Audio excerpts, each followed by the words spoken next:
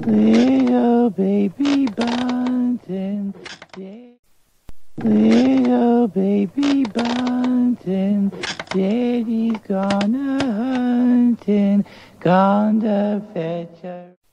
Agnes, it's me, Billy.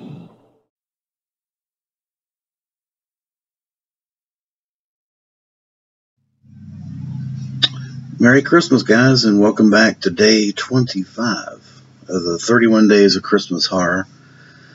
I'm slowing down here.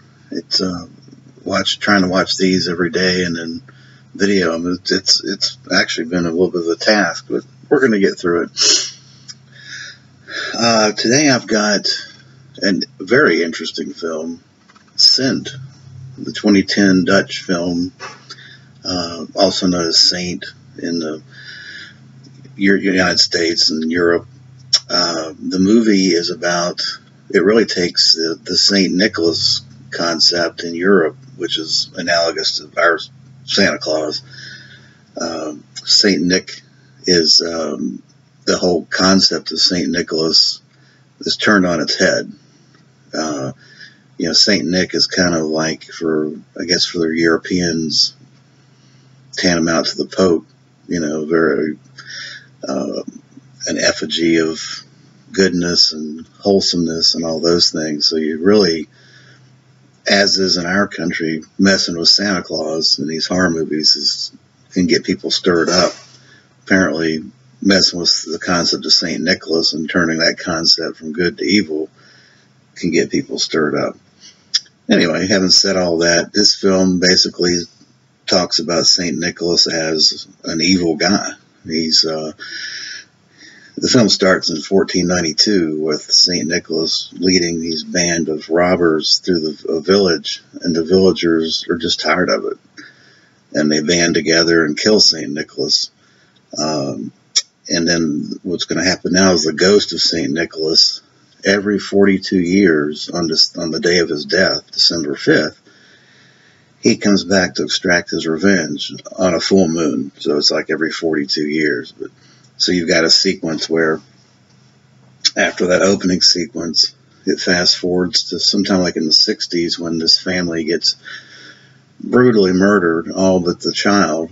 And then the next sequence, the actual main film starts with the child having grown up to be a police officer, and he's like the only one that kind of knows what's going on with these murders. So you've got that subplot, and then you've got this guy and his two friends that dress up as St. Nicholas every year to make money, and he falls victim to the St. Nick. St. Nicholas is kind of running around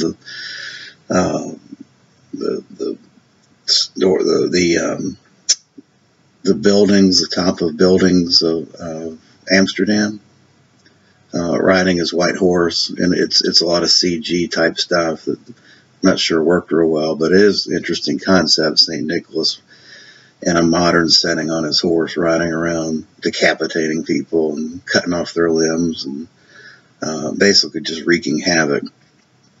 The film had a lot of over-the-top murders and gore scenes, which I thought were not too good. I mean, they were okay, I guess. The CGI I thought was kind of on the edge of sci-fi channelish, but I thought St. Nicholas as the ghostly looking zombie looked pretty cool, and his little buddies that were his gang of buddies looked really like zombies. I thought it was pretty good. It's an entertaining 90 minutes. There's also a 20-minute making of featurette on here. It's now this is this film was made in Holland, so it's really got it's in Dutch, so you've got subtitles both for the film and for the making of featurette, which is about 20 minutes, as I said. Good little film. I would give it a maybe 6.5 out of 10.